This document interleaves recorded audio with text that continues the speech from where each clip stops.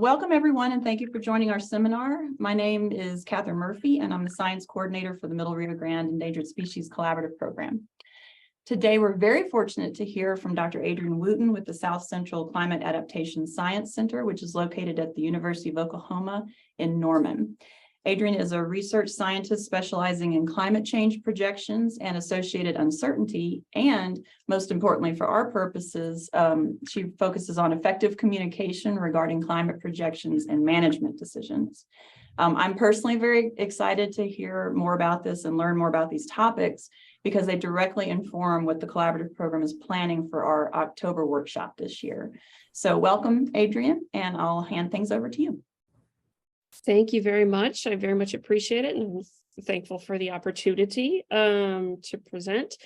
So we'll dive right into it here. We're talking today on climate projections and modeling and the impact beyond climate science. But of course, first off, the danger of having multiple monitors, sometimes things got confused. First off, the most important things, of course, we're talking about climate projections, but what's in reality are they? The definitions I have here come from the Intergovernmental Panel on Climate Change, and in a sort of general description, they are any kind of description of the future climate and, quite critically, the pathway that leads to it. But more specifically, they can be referred to as model-derived estimates of the future climate. And so this is an example. I'm going to come back to it, but you could repeat this experiment for just about anywhere in the country where you have projections. This is one possible projected change in annual average high temperature for Oklahoma City in this particular area. And it would be all well and good and quite lovely if there was just one single projection to work with. But as I said, this is about projections. So as you might guess, there are many projections actually here that we have for Oklahoma City, and this comes from the climate projections actually that are specifically created in-house for the South Central United States by the South Central CASC. So drawing from that, but as you can see, every one of these lines on here represents a projection of how the future climate might unfold in Oklahoma City in particular. And I know for most folks, when I show something like this, if they're unfamiliar with projections in particular, one of the particular reactions that we sometimes get might be something along the line of, oh my dear Lord, with my cat here, epitomizing that particular facial reaction. But then the next question we often get here, and that I've gotten many times, is, which one do I choose? There's so many of these projections that are available. What do I work with in amongst the whole collection?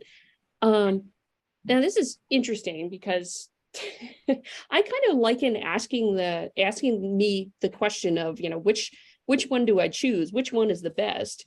As well, asking the same question to a car dealer when you're looking at a whole bunch of cars. Which kind of car is the best to work with?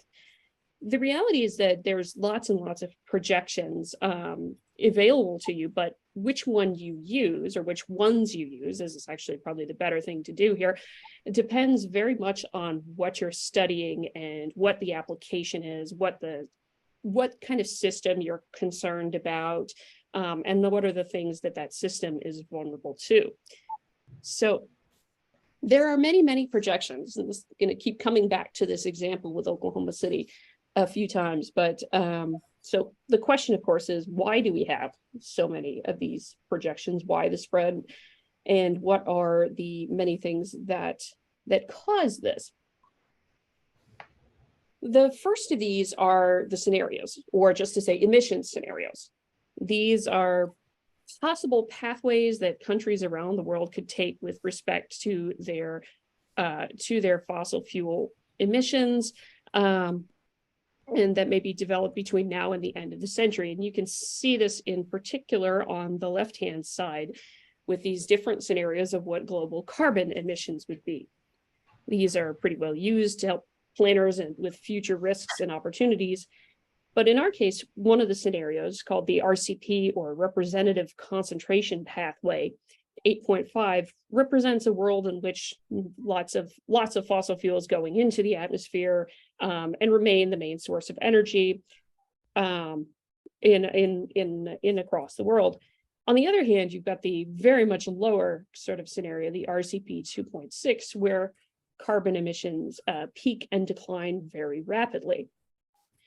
These particular scenarios are an input to the climate models that basically represent different sorts of what ifs. What if human society develops this way? What if human society goes this way?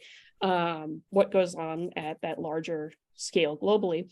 And these are put into the climate models to provide us an assessment of, if this is what happens, this is what we may expect to see happen in the climate as a result. And that's what you get with the left-hand side, with the right-hand side, excuse me, where you can see changes in temperature, global temperature, based on those different scenarios. These are, particularly when you come to the end of the century, human action is one of the biggest reasons for that particular spread in projections that you see. And you can see that pretty clearly when we go back to Oklahoma City. What I'm going to do is basically reconstruct all those gray lines and what have you, but show this at the same time the reasons why there are so many of those projections to work with. And those scenarios are a big reason why. The second reason that there are so many projections to work with is actually the global climate models themselves. So the global climate models are models of the climate, as say, founded on physics. And they are basically cut up the whole Earth into a grid in latitude and longitude, but also down into the ocean, up into the atmosphere, with physical equations representing a huge number of processes in physics, natural processes, chemical processes, and physical processes in here that basically takes one time step, runs all of those particular equations on every single grid cell to get estimates of temperature, precipitation, air pressure, relative humidity, wind, and much, much more. And then steps into the next time step and does it all again. And keeps on going all the way out into the future period. Some of the global models now, they've run simulations out to the year 2300, which I think is somewhat not so useful for the application side of thing, planning and management, as compared to the end of this century, but that's a whole other thing. They're designed here to project general trends over time and larger scale patterns. They're not necessarily designed to provide exact detailed predictions. And what I mean by that is a given event on a given day. That's not what a global model is designed to do. It's designed to, as its name suggests, project how the climate will change. So when we're talking about climate, climate is all about physics. Physics and chemistry and what have you. Things that you've probably learned many times are in common between all those climate models, such as conservation of momentum and mass and energy and water, the ideal gas law. All of these kinds of equations are converted to forms where they can be solved by a computer. But what's important to know with the global climate models, or GCMs, as you will often hear me refer to them, is that they're not trying to predict the weather on any given day, as I just said. They are trying to understand how weather on average, or the climate, will change in response to some external forcing. Remember those scenarios with the carbon dioxide emissions, methane emissions, all those kinds of features. They're trying to understand how the climate responds to those forcings. For example, if CO2 doubles, what happens in that particular kind of situation? That is what a climate model is designed to give us some insight into. Now, the thing about it is, of course, you'd think we only have one GCM, but we actually have many. Each one of these particular dots on here, these circles and locations, are modeling centers from across the world. Each of them has contributed at least one global climate model into what's called the Coupled Model Intercomparison Project, which collates and collects all of the global climate model data and makes it very much useful to myself, who does a lot of applications research, and a lot of others around the world. It's collated in one central place for everybody to get a hold of. But of course, why do we have so many? In the upcoming phase 6, or CMIP 6, there's 100 models from 50 different modeling centers. So why so many? One of the reason for this is that, yes, fundamental physics is the same in every model. Where they differ and where we end up with so many models is in how they represent some of the other physical processes like Hey, good, how are cloud you? formation. Hello? I'm calling with a question. Okay, calling with a question. We can do that. So cloud formation is one example. So what I mean by this is that for different we have different models because there are very different ways that we can approach things and different competing theories for physical processes where there's not a full scientific understanding of it. And because of that, when you have different theories, you can end up with different physical equations for how that process is represented. And that ends up going into making different models that that can be used and can be created for our use also. For example, now I'm going to stress this is very cartoonish right now and not actual formulas in there, just an example that we can work with.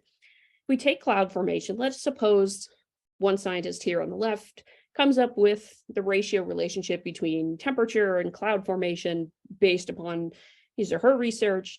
Then you also suppose in a couple of years, another scientist and his or her postdocs comes up with a slightly different relationship based on their research, different analytics, different parts of the world. These are competing theories, but each of these theories might be used in two different global climate models until there's more discussion, debate, and hashed out of which physical theory might be more accurate in representing that process. So again, to be very clear, the fundamental physics are exactly the same between GCMs. Where the major differences arise is because of some of the physical phenomena that we don't have a complete understanding of as of yet, that can result in different equations to represent those processes in different models. And cloud formation is not the only one. Actually, many of the processes in here are one of the reasons why we have so many different, of course, more than two different theories for some of how these processes work. And their representations in the models can change as a result, be slightly different and give us different global climate models to work with. Now, to go back to Oklahoma City, you can see what I'm doing here is now I'm starting to add on, okay, now we have more than one global climate model with one particular scenario added on. So you're starting to see how some of the spread and the many different projections that we have and the reason they come to be here with the uncertainty in there. The scenarios and the GCMs are two reasons why there's so much spread, two main sources of uncertainty. But when it comes to applications and to impact assessments, vulnerability assessments, and stakeholder needs, there's one more in particular that we need to add to it. This is referred to as downscaling.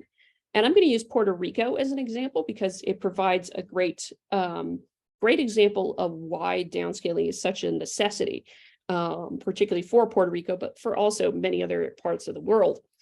On the left-hand side is basically the island of Puerto Rico there in the Caribbean, but the yellow grid lines in there represent the bounds of each grid box of a global climate model. And these are roughly 100 kilometers by 100 kilometers on a side.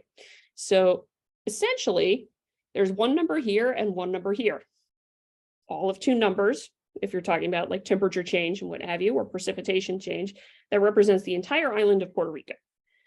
On the right-hand side, you can see the tremendous topographic variation over the very short distances of the island of Puerto Rico. That topography and its position in the Caribbean plays into why Puerto Rico has such a wildly different amount of ecosystems. There's dramatic shifts in ecosystems over very short distances from Guanica to Utuado and El Yunque, which you can tell results also in going from desert to rainforest in the space of one particular island, or very arid locations to one very wet location in El Yunque over a very short distance. The topography of the island causes a lot of this particular precipitation gradient that you see, where in this top right-hand corner, it's 170 inches per year or more of rainfall in that particular location. But then it goes all the way down to maybe about 30 inches of rain in other parts of the island. Right here is Guanica, which is one of the driest places on the island of Puerto Rico. Utuado is here in the middle. And of course, rainforest, being the only rainforest in the US National Rainforest System, is actually here in El Yunque on the northeast corner of the island. Now, those global models have a grid cell 100 kilometers, you have one number, 100 kilometers away, you have another number. All of this variation in a global climate model is completely gone. It doesn't represent the topography here and what that does to the precipitation, which is still going to be there as the climate changes, and therefore is a critical component to understanding how ecosystems will be affected by climate change in this region. So we have downscaling as a way to help with this. Downscaling basically translates large-scale changes to local scales, and it helps us to answer stakeholder questions. In essence, the image on the left is a temperature graphic from one global model for the continental US, really, and it is roughly 200 kilometers by 200 kilometers. You can see the Rockies really aren't all there. In a sense, there's not a lot of temperature change with elevation that you'd expect with the Rocky Mountains in this particular one. Downscaling helps us reintroduce all of those particular features. Again, translating large-scale change to local scales. The one on the right is a downscaled global climate model. The size of each of those grid boxes is 25 kilometers by 25 kilometers. Now you see so much more of the variation of the Rocky Mountains. You can actually see the Rio Grande Valley in here in part of it. And you can actually see the Appalachians along with the effect that the proximity to the coastline has on the temperature in that area. Now, for much the same reason as we have multiple global climate models, there are also many different downscaling techniques. There's not one standard way to do downscaling and not one agreed upon method to translate changes to local scales. And so for this reason, there are actually many different downscaling techniques in literature that we can make use of. And many of them have also been used for to produce some larger scale data sets that anybody can get a hold of and work with. But this then means we have to start adding different downscaling techniques. So now we have scenarios informing multiple global models, and each of the output results from those global models can be used with multiple downscaling techniques. And as a result, you see we suddenly have a lot more projected changes around that line here just for one RCP. So if we put it together for all the different scenarios, that would be the reason why we end up with so many different projections to work with. So 3 big sources of uncertainty in here: in the emissions scenarios themselves, in the global climate models and the many models that exist, and in the different types of downscaling, the different downscaling methods that we use. So that's the first part of the talk. Now we're going to shift into going a little bit beyond. Climate science modeling and projections has historically been used for researching the climate system, understanding how the climate itself will respond to external forcings, and understanding physical processes, but also more and more frequently, in particular, for larger scale assessments of climate change. But now we have, of course, particularly in the last 20 years, more and more people using climate projections for adaptation planning, vulnerability and impact assessments, decision-making. And these are from all across in terms of the sectors of urban planning, ecology, agriculture, infrastructure, natural resources, cultural resources. There's been a tremendous number of studies where they've started to incorporate climate projections in their impact assessment here, and take a look and see what will happen. So just to make the point, you don't have to worry about reading any of this, but just to make the point of what I was saying, there is still, and there will continue to be, lots of climate models and projections being used just to understand the climate system. And these are all studies to that effect. Some of you may have seen, of course, the 6th assessment report from the Intergovernmental Panel on Climate Change, where you can see, yay, they've got their projections and model output in here for that assessment. Likewise, the National Climate Assessment is another one where you have that. This is from the 4th National Climate Assessment, and of course, the 5th National Climate Assessment is upcoming here in the next, I believe, later this year is when it will be out, or early next year, but I do not know for sure on that. As far as applications are concerned, climate projections are wonderful tools and visuals that give us a sense of how the climate, or what is typical weather and the frequency of extremes, will change. But as we're starting to think about the applications, one of the things we always want to keep in mind is, why does it matter to see how the climate will change?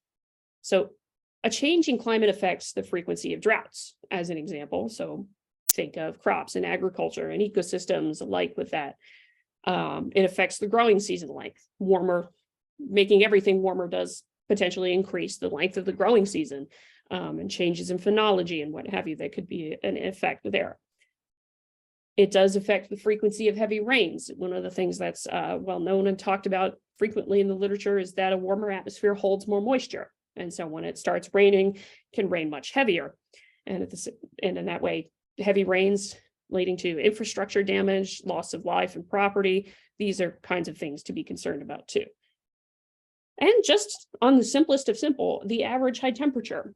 Average high temperature increases, of course, give us concerns of how impacts to public health, and folks suffering from heat stroke or heat stress more frequently is a possibility there. These are some of the why does it matter kind of things. You all may have your own reasons as a group of why does it matter for you to see how the climate will change and to be concerned about it. There's been now many studies that have come out. This is a great example. I grew up in Maryland, so I keep this one in the back pocket here with simulating the impacts of projected change on streamflow hydrology. One of the great things one can do with the climate projections and the input data is feed it into something like a hydrology model or a groundwater model or any of those other kinds of impact-related modeling, crop models, for example, species distribution models. We've done numbers of these things to get an assessment of how might this particular ecosystem, the Chesapeake Bay in this example, respond to a changing climate. Similarly, go back to Puerto Rico, there's other things we end up doing in Puerto Rico and looking at management and planning related questions or increases in plant species richness as a result of climate change in some parts of the island. Coming to the Middle Rio Grande, this is just last year, this particular study with climate change impacts on agricultural water availability in the Middle Rio Grande Basin, where you can tell actually in here that they used several climate projections data here, one particular model, one particular RCP, and a couple of others that sort of span the gambit with warm and wet and warm and dry and hot and wet and hot and dry. And in this case, finding in their case, the Elephant Butte Cavallo Reserve may be a less reliable water source in the future for agriculture and for ecosystems alike along the Middle Rio Grande. Another way to get at it without necessarily putting things into models, this is an example that was very recently published, is that you can look at air temperature, and there's a distinct great relationship between air temperature and stream temperature. That relationship can be applied with the projections, and then you can start to look at, okay, how does stream temperature change? This is for 3 locations in the San Saba River in Texas, actually. And then from there, with input, with work with other groups, such as, in this case, it was Charles Renclav and his student, actually, who provided guidance on thermal tolerance thresholds for the Texas fat mucket at various life stages, which is a freshwater mussel in there. It's actually quite critical for the water quality in those particular rivers. And the increase of potentially lethal temperature events for them is what we ended up projecting as part of that particular study. See, there are many, many different applications that you can get into, but one of the points I want to make at this juncture is that, as I said at the start, it's not necessarily a good idea to just grab some data off the shelf and use it. Because of the way things were created, sometimes it might not be the best for that particular location that you're after doing or that particular topic. But let us show an example here. Let us say for spring phenology as an example, which is actually pretty important topic for ecosystems in the South Central region, but also been working with colleagues who are doing similarly in the Northeast. Let's say a late fall spring here is a hard freeze that occurs after the first bloom of the year. It's dependent upon the first bloom date and the timing and intensity of very cold extremes. This is something you can derive directly from the climate projections. The National Phenology Network came up with something, I think it was the National Phenology, no, it was Mark Schwartz, came up with the extended spring indices that make use of daily low temperature, high temperature, and latitude to give us a sense of the timing of such events in spring phenology. So daily low temperature and daily high temperature can be used to figure out the accumulation of spring heat and the number of days where you do have a hard freeze. From there, we can get to first leaf and first bloom. And then from there, the two of them give us a sense of whether or not a late fall spring would be more or less likely when you apply all of this with the projections. For example, this is projected changes in the day of first bloom. This is actually from the CASC zone data set here for across our region. These negative values mean the first bloom would be happening earlier in the year by the end of the century being 2070 to 2099. In a slight contrast, we can continue though and say the end of century projected change in the risk of a late fall spring. Again, hard freeze happening after the first bloom of the year, where it's a little bit of a different story. But all of this kind of information, this rich information on phenology, is derived off of high and low temperatures. And so when you get into applications and using the projections for that, if there is something that you know is has a good relationship with a climate variable of some sort, or has a known physically developed relationship, as in the case of the spring indices, then that is something that you can work to derive using the projections and get a sense of how that specific thing that you're interested in will change. That doesn't necessarily require going to the lengths of using a hydrology model or a species distribution model or an ecosystem model or crop model or whatever other kind of model that you're really interested in. So this is one particular example. So there are numerous applications with this, but of course, the next question here is, where might I get some data to work with? What are resources available? I've already mentioned this. The Climate Projections Evaluation Project, or what we call CPREP, was designed and built here in-house at the South Central CASC for the South Central CASC region. It's particularly designed to capture things going on in this region. The data set's been available for a while now, and we are actually looking to update it soon to incorporate some new global climate models that have come out in that CMIP 6 that I was referring to. There are also other sets of downscaled projections available called LOCA and MACA, for example, two of many of them. LOCA being localized canonical analogs and MACA being multivariate adaptive constructed analogs. They got named for their downscaling techniques. That's the choice of the folks who named them on that front, sometimes not intuitive, but there are also many other data sets and tools available. One place to find them is the USGS Geodata portal.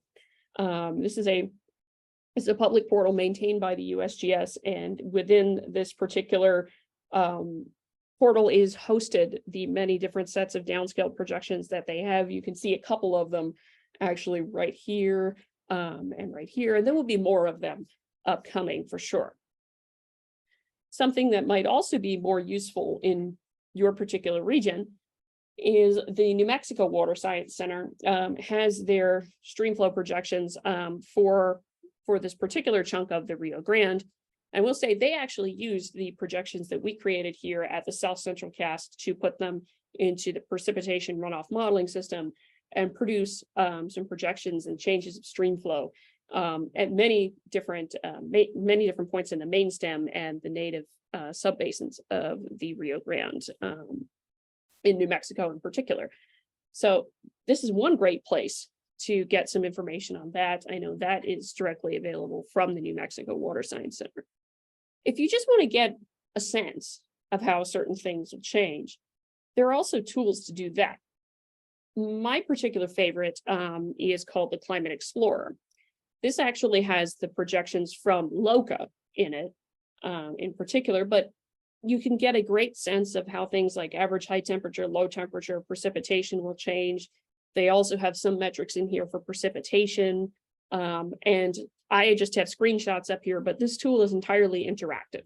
And it allows you to get in there and take data that you need for your particular location. I actually have Cleveland County right here, which is home to the University of Oklahoma. So in that particular sense, but you can also get a look at other things. And one of the reasons I really like the Climate Explorer is because of this particular feature here, where you can actually see the uncertainty associated with the climate projections, see the spread therein for a couple of different emissions scenarios.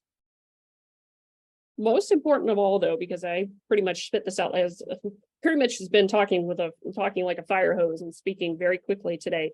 And actually, I'm really hoping to leave a lot of time for discussion. So if folks want to chime in and ask questions when we wrap up here, that would be lovely. But there's a lot of data out there. There's a tremendous amount of projections. There's a tremendous amount of tools that have been produced. But I think the most important thing is if there's help needed to navigate a lot of that, I do really strongly recommend not just necessarily getting in touch with the CASC, which is, of course, this is one of the main things that we're here to do, but also with the NOAA RISAs, the climate hubs, and others. There's actually quite a nice list in the Climate Resilience Toolkit of experts under their expertise tab at the top of that toolkit on their website, which is useful to help find folks. If you don't know where to find folks, that can help answer questions on the projections and how to use them. So 3 images, 3 recommendations. One does not simply use any climate projection. Bonus points to you if you know the movie reference. The projections, they might be created for a particular location. For example, the MACA downscaled projections were specifically designed and built for the Pacific Northwest. I don't recommend their usage for anyone in Florida because they actually have really high error in Florida. They weren't designed for something that has less topographic variation. They were designed for the Pacific Northwest. Things like that, if you're looking to use the projections and you need help figuring out which, and I guess just don't use something just because your neighbor used it. Let's put it that way. There are lots of things out there that are available, lots of ways to approach using the projections. So if you've got any confusion on that, keep calm and consult a climate scientist would be the second image here on that kind of thing. Again, this is what the CASCs are around for in part.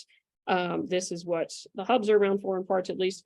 The RISA is the same, and many other climate scientists and modelers and the state climate offices can most definitely provide a great deal of assistance if you're looking to use the climate projections for anything at all. And maybe you've used them in the past and you want some extra support, or maybe you just have no idea what you're doing with it, which if you're new to this, I can understand that.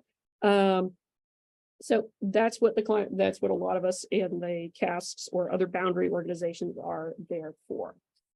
And the final thing is actually probably the most important I would recommend in here is that just bear in mind that climate data can't tell you absolutely everything. And this is where I come back to what do you know about your own system? What do you know about the ecosystem, the species, the population you're worried about, the city you're worried about, all those other kinds of things that are not climate, really, because the climate projections can tell you lots of things about precipitation, and sometimes you can get to spring phenology and what have you, but I don't know levels of risk tolerance with respect to a system when you're making a decision and doing a planning related thing. What's the levels of risk tolerance that's there for a community, for the manager, for a park manager, for a resource manager, for all those different kinds of things. I can't tell you that. The projections can't tell you that. I don't know necessarily what all the vulnerabilities are, and the climate data itself, of course, would not tell you what the vulnerabilities are. This is where it comes back to for an application. Let's get into, do we need to do some hydrology modeling to look at stream flow changes in a particular area? Do we need to look at a species distribution model? Do we need to get a little bit more information about other species connected to the species that we're interested in? All those things are not necessarily climate data related. So don't forget, the climate data can't tell you everything, but don't just use any climate projection, consult a climate scientist, and don't forget you have a lot of knowledge in this particular aspect in using the projections too for adaptation planning and decision-making and any kinds of impact and vulnerability assessments. So think I made it through that pretty quickly. So we have plenty of time for questions and discussion if we like. All right, that was fantastic, Adrienne. Thank you for helping to disambiguate some of these very confusing climate models. I know that I learned a lot.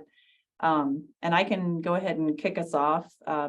People, if folks online are shy, feel free to type your question in the chat and I'll read them out. Or you can just raise your hand. And Zoe, if you could keep an eye on who's got their hand up. So I had a question, Adrienne. In the beginning, you talked about the variety of time periods for these projections for various models and relating that to making management decisions and planning purposes. I was wondering if you could talk a little bit about how to select an appropriate time period for a particular management exercise. Mm-hmm. So the question that I always have when approaching that is, what's the planning time horizon that someone has? For example, with like a loblolly pine stand, they typically look out 50 years because that's going to be about when they're going to be looking to harvest and things along that line.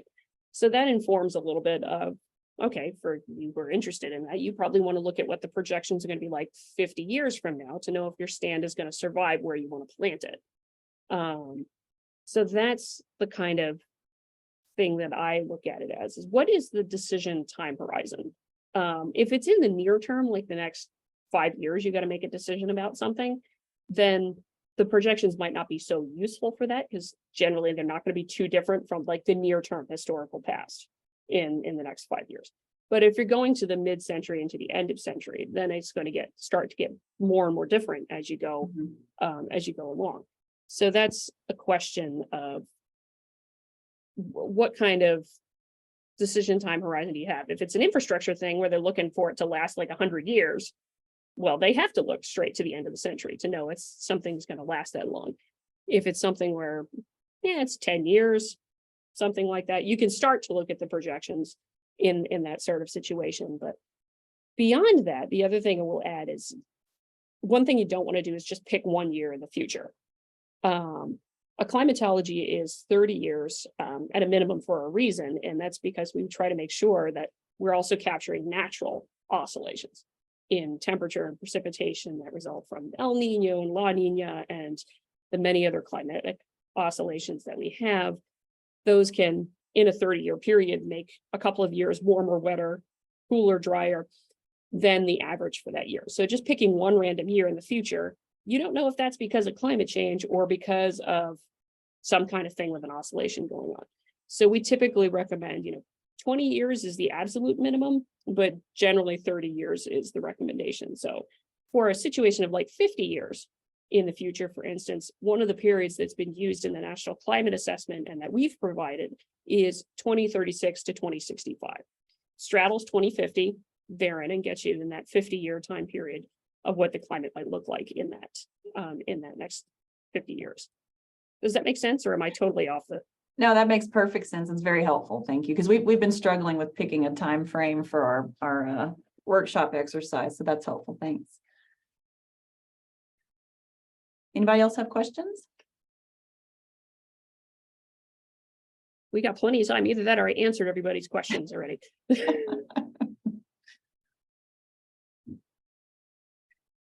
Well, while we're waiting, I have another question.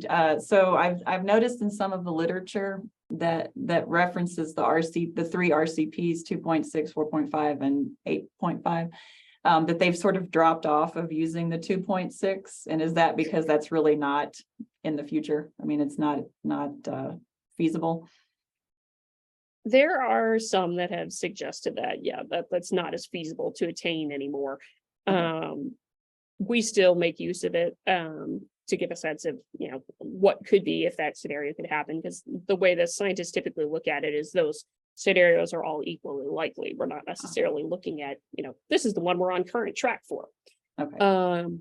That said, the RCPs, of course, are from the 5th generation of CMIP at this point.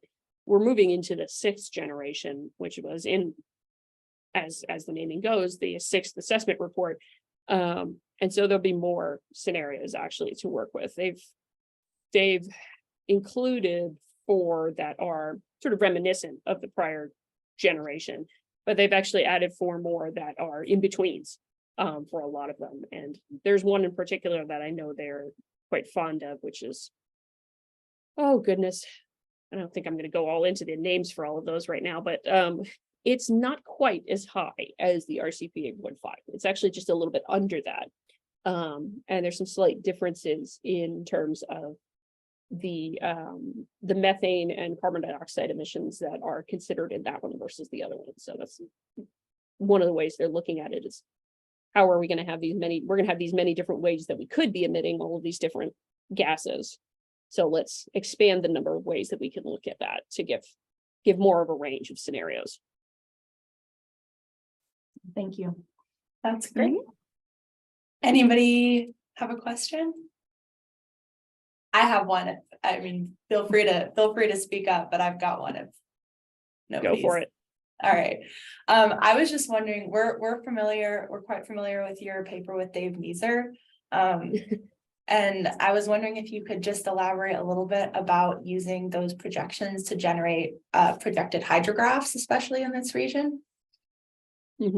That's a great example of what I was talking about with incorporating projections into another modeling framework.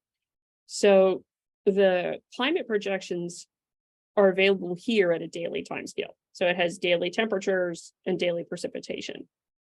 What Dave and his team did was to actually use the daily time series from each one of those projection simulations and put them into the precipitation runoff modeling system to create all of those hydrographs and the streamflow projections for different parts of the Rio Grande. The thing about it is, it's just like you still want to look at 30 years with the climate data. Whatever comes out of the hydrology model, you want to look at that same kind of 30-year chunk for the same reasons. Those oscillations that are in the projections will go into the hydro model too. So you don't want to pick one random year from the hydro projection and look at that either. And so that's a handy way to do that. Where it was from the technical aspect, where it was difficult was we actually had to do some work to get the projections onto the HRU units, the hydrologic response units in that particular basin, and that was then fed into PRMS. So there was a bit of analysis work that was done just to get that to happen, but such is the difficulty sometimes with incorporating projections into another model, is you got to get it from one form that it comes out of a climate model to another form that it needs to go in as an input for a hydrology model. But this is something we do well, thankfully. Does that answer your question? Or yeah, that's awesome. Thank you. Yeah, and I will say to continue on that, that's a great way to do it, to get a sense of impacts and what have you. But we also recognize that sometimes there's just not the capacity to do that. So like the one paper I showed of mine in there with the San Saba and the Llano, that actually used a statistical method to derive stream temperature and stream flow. It didn't get fit into a hydrology model and still provided a pretty meaningful representation of stream temperature and stream flow, and to give us at least a baseline look, and then start looking at what does it mean for the Texas fat bucket in that particular region. So there's many different ways to get at it. If it's a capacity issue, or if there's, if you can go ahead and put it into a hydrology model or crop model, that is great. And I do recommend that. But if that becomes an issue of capacity, then there's ways to look at it with proxies and a little bit of looking at whether it's statistical relationships between things.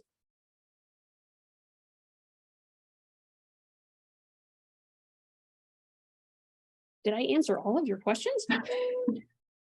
I have one more. Oh, Paul, do you have a question? Yeah, I think so. It's a great presentation. So I'm just wondering what your opinion is in terms of the projections. Do you think the science is, sort of, we're going to always sort of have this sort of field of projections just because there's so much uncertainty or so much complexity in it? Or do you think it's going to get tighter? And, do you see any, just from where you stand, in the next decade, do you think this is going to get tighter, or is it just going to be, is this sort of the kind of science that we'll be working with? Thank you, Paul. Yeah, I do think in time it will get tighter. The question of how much tighter is another issue. And the reason I say that is, yes, while we are improving our understanding of a lot of these physical processes, and that dramatically narrows the uncertainty for those, there are sometimes other physical processes that we then discover, and now we're starting to model those and include those in projections too. So at the same time, you're getting one that decreases and one that increases in with some processes. So I think over time it will decrease for sure. It just may not be as quickly as we'd like it to be. Thanks. Awesome. Thanks, Paul. Anybody else?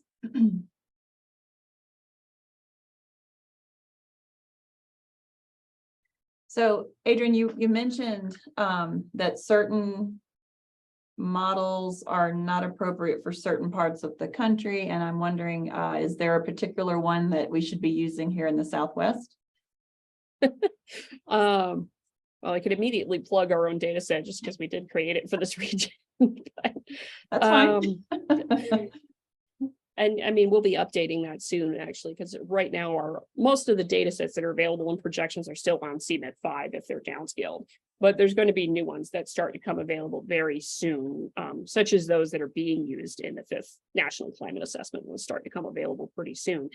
We're actually going to be updating ours with the GCMs from CMIP 6. So we're going to be updating our data set. My hope is to have that nearly finished at least by the end of 2024. So that will come available then. But our data set was designed and built for the South Central CASC region. Okay. And so that's one of the ones we recommend. I do think LOCA, which has been used in a number of studies and for the National Climate Assessment, is also a good data set. There are a couple of things that I probably wouldn't use it for because of some known hiccups that we found with it, but beyond that, it is an excellent data set also. And I think, yeah, that one came out of Lawrence Livermore originally. So it was also somewhat built for the Southwest a little bit more than for the rest of the country. Because I think, yeah, when they were originally testing, they were thinking of California and the Southwest United States. So it is somewhat designed for that region, but it was used for the entire US and has done well in most parts of the US. Also another evaluation. So that's a good one I recommend. Bureau of Reclamation actually has several that are quite good also. Trying to think, it's the BCCA, which is the bias corrected canonical analogs. As I said, the naming conventions are not not the best things either, but those are also a good data set. Dagmar Llewellyn, I think, is the primary contact on that one, but so that's another good data set for sure. I think I believe they're also probably going to update with CMIP 6 somewhere in the near future, but I do not know that for certain, so don't quote me on that one. But yeah, those are the 3 prime ones that I would recommend for the Southwest region. Okay, great. Just to follow up on that, I know you mentioned MACA was developed for the Northwest and shouldn't be used in like the Southeast. Is that also an appropriate one for the Southwest, or would you recommend avoiding that? No, I think MACA is okay for the Southwest because MACA was designed to handle the complex topography of the Pacific Northwest. And so in regions that have that kind of topography, it'll continue to do well. When I've done error analyses for MACA, it starts to fall apart in regions that are not really topographically complex because it wasn't designed for something like Florida.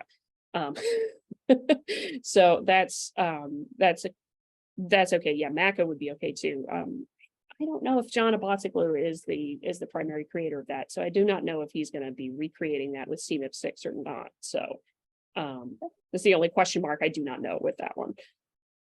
Very cool. Thank you.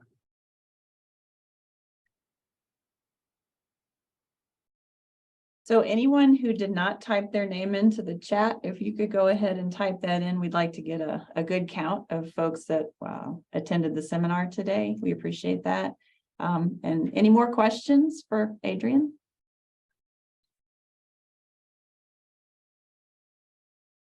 Of course, welcome to reach out to me, but guess I designed this to be short enough that we could have a good discussion. This was great. Thanks again, Adrienne. And I'm sure that at least Zoe and I will be contacting you with, we'll probably be emailing you and asking you some more questions. We're also outlining this workshop for October for our program, and it would be great if you could maybe just review our approach and let us know and give us some feedback on that. That'd be great. Sure, I'd be glad to do that. Thanks. Thank you so much. This has been amazing. You're very welcome. I'm happy to do it. All right. Thank you for having me.